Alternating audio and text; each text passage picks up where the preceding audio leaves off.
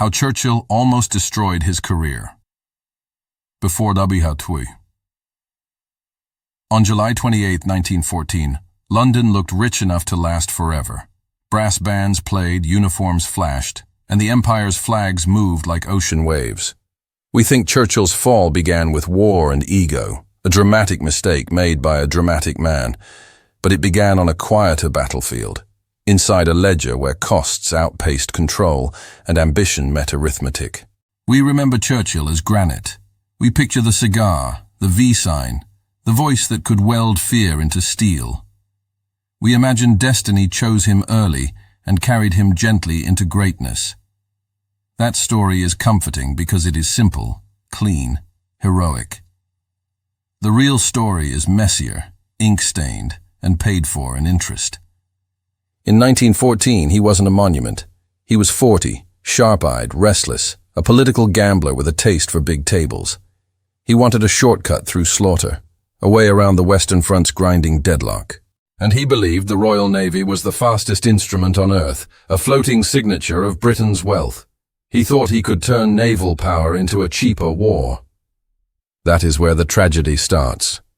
Not with a cannon, with a calculation, with a belief that ships could buy victory the way gold buys time. Churchill did not just command fleets. He managed risk. He managed burn rate. And the burn rate was becoming a national sickness. Britain's illusion in 1914 was that the empire was a vault, a permanent treasure chest of trade routes, colonies, and credit. The streets of London smelled like coal smoke and imported spices. The docks groaned under tea, rubber, wool, and steel. When you live inside a machine that big, you start to think the machine cannot stall. But beneath the surface, the foundation was rotting. War is a furnace that eats cash faster than courage. Every shell is a coin thrown into fire. Every ship is a mortgage you cannot refinance once the sea turns hostile. And the longer the war dragged on, the more Britain's balance sheet began to sweat. Across France and Belgium, trenches became accounting lines. Men were being spent like currency. Ammunition vanished by the million. The nation's wealth did not disappear in one explosion. It bled out in daily withdrawals. The ledger kept counting, even when the newspapers called it glory. Churchill stared at maps like a banker studies markets. He saw the Ottoman Empire sitting on a narrow throat of water, the Dardanelles, controlling a gateway to Russia. He imagined a clean strike, a rapid transaction, a war-ending bargain. Force the straits, threaten Constantinople, unlock supply lines, break Germany's posture. In his mind, it was a leveraged move. It was also an economic fantasy, because the Dardanelles were not just geography. They were an insurance policy for the Ottomans and a liability trap for anyone who rushed in. Mines were cheap. Forts were cheap. A battleship was a fortune. The math was savage and one-sided. Here is the monster in the story. Not a general, not a rifleman. Debt. Debt is a living thing in wartime, always hungry, always growing. It does not care about speeches or medals. It only cares about payment schedules and confidence. And confidence is a currency that collapses fast when ships sink. The antagonist is the market itself, the bondholders, the creditors, the invisible crowd that decides whether a government is solvent. They do not shout. They whisper. They raise rates. They tighten terms. They punish waste. They can defeat an empire without firing a shot. Churchill's plan leaned on a dangerous idea, that Britain could spend once hard and win quickly. That is addiction logic, the gambler's logic. One more bet will fix the last bet. One more offensive will end the bleeding. But war rarely ends on schedule, and creditors do not forgive optimism. In February 1915, the operation began with thunder. Big guns opened the sky. The sea shook with force that looked like certainty. From far away, it probably felt inevitable, like Britain was simply moving the world's furniture. London's papers could taste victory. Churchill could taste it too. But the Dardanelles did not care. Mines waited like unpaid invoices. Fort guns hid like clauses in fine print.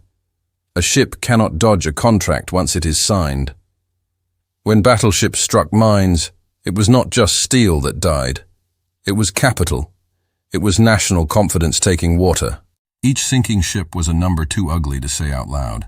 Not just the cost to build it, but the cost to replace it, crew it, protect it, and justify it. The public sees a wreck. A treasury sees a hole.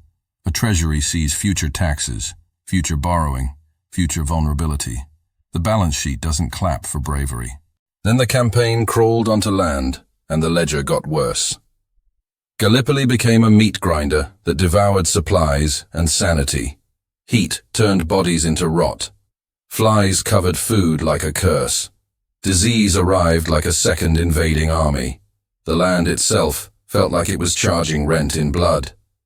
Months dragged on, and time is the most expensive commodity in war. Every extra week meant more transport, more rations, more shells, more medical care. Every extra week meant more interest on borrowed money. And behind every patriotic poster, Britain's war finance machinery was working overtime, squeezing cash from the future. This is the spiral. The gold was gone. The credit was frozen. The Allies had turned away. Not literally in one day, but in the slow shift of mood that makes governments panic. When a campaign fails, enemies cheer. But creditors watch the real signal: waste. In London, the political knives came out because politics is also a market. Churchill had sold the plan as efficient, decisive, clean. He had implied a return on investment. Now he had a pile of losses and no dividend. The newspapers called it folly because the public needs a word for insolvency. A resignation at the top hit like a bank run. Admiral Fisher walked away, and suddenly the room smelled like smoke. Resignations are not just personal drama. They are signals to the market that leadership is unstable. Instability raises the price of borrowing. It tightens the noose around future options. Churchill was removed and given a title with no weight. It was a humiliation dressed as bureaucracy. He went from commanding the Navy's political head to being parked like a broken vehicle. To a man built on motion, it felt like death. His black dog depression circled closer. He tried to silence his mind with paint. He tried to build peace with color and quiet. But you can't paint over a ledger. The numbers remain under the canvas. The ghosts remain in the margins. Every casualty list was not just grief. It was proof of a failed investment. Then Churchill did something that looks noble, but also reads like repayment. He resigned and went to the trenches. He traded cabinet rooms for mud. He lived among men who had no patience for a disgraced politician. And slowly, by sharing danger, he began rebuilding the only credit that mattered: personal credibility. In the trenches, he learned what bad leadership costs. He saw waste up close. He saw how a single wrong decision could turn a morning into a funeral. He saw that war is not a map game.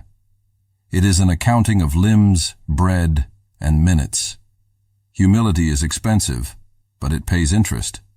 Still, when he returned to politics, Gallipoli followed him like debt collectors. In Parliament, his name carried an invisible balance sheet of blame. Men did not need to debate him. They could just say the place name and watch the room harden. One word can bankrupt a reputation. The years before World War II were his wilderness because the market did not trust him. Not the financial market alone. The political market, the social market. He was a damaged asset. He warned about Germany, about rearmament, about coming disaster. But his previous losses made his warnings sound like another gamble. Think about the scale of that. A single failed campaign can poison the credibility of a messenger for decades. That is how the ledger shapes history. It doesn't only track money, it tracks trust. Trust is the invisible currency of leadership, and Churchill's trust rating had crashed. Meanwhile, Europe drifted toward the edge again.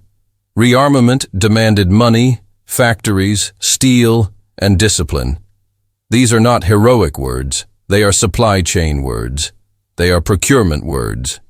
Nations rise or fall on whether they can finance metal and fuel before the first bomb drops. In the late 1930s, Churchill was still loud. still urgent, still unwanted. The government preferred calm voices because calm voices keep markets calm. They preferred treaties and paper promises because paper is cheaper than planes. But cheap peace has hidden fees, and those fees arrive with interest.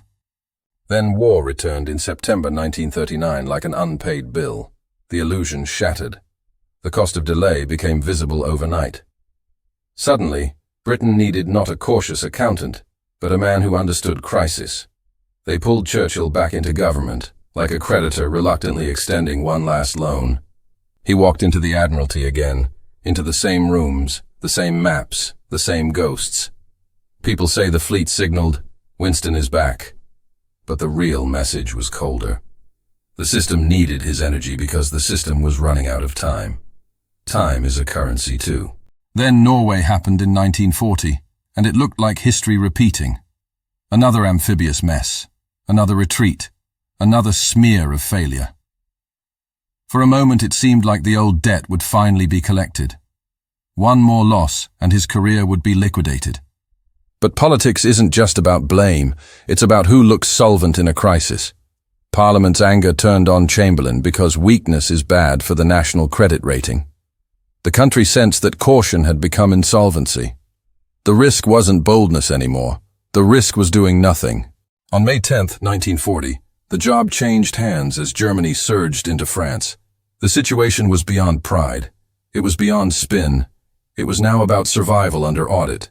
Churchill became prime minister not because he was flawless, but because he had already been burned. He understood the cost of failure. Here is the grim financial truth at the center of his story. His near destruction before WI wasn't just personal. It was a demonstration of sovereignty as solvency. A nation that cannot fund its defense becomes a client state. A leader who cannot maintain trust becomes irrelevant. Churchill's earlier catastrophe taught him the language of the ledger. It taught him that coordination is cheaper than chaos. That logistics win wars before heroism does. That you can't bluff a minefield. And that the public may forgive blood, but creditors never forgive waste. Somewhere in that transformation, the reckless youth began to die. Not fully. Churchill never stopped being a gambler, but he became a gambler who respected the house. He learned that victory isn't just courage. It's inventory, shipping, steel, fuel, and credit lines that don't snap. When Britain stood alone in 1940, Churchill's speeches mattered. But speeches are only effective when backed by factories and paychecks. Morale is not magic. Morale is what happens when people believe the state can still feed them, arm them, and outlast the siege. That belief is balance sheet faith. So if you want the real thriller, stop staring at the statues. Look at the invoices. Look at the procurement. Look at the hidden costs that grind reputations into dust. Churchill almost destroyed his career because he tried to win a war with one bold stroke. And the ledger punished him. He survived because he did the rarest thing in politics. He paid part of the debt with personal risk. He rebuilt trust slowly, painfully, like rebuilding credit after bankruptcy. And when the world cracked open again, that scar tissue became strength. Let that number sink in, even if no one speaks it aloud in the speeches. Every failed plan has a price tag. Every price tag has a political consequence. Every political consequence changes the options available when the next crisis arrives. That is how the ledger decides outcomes. If you want more stories where empires collapse not from bullets, but from balance sheets, subscribe to this channel. Because the next time you hear about a great man or a great battle, you'll know where to look first. You'll look for the receipts.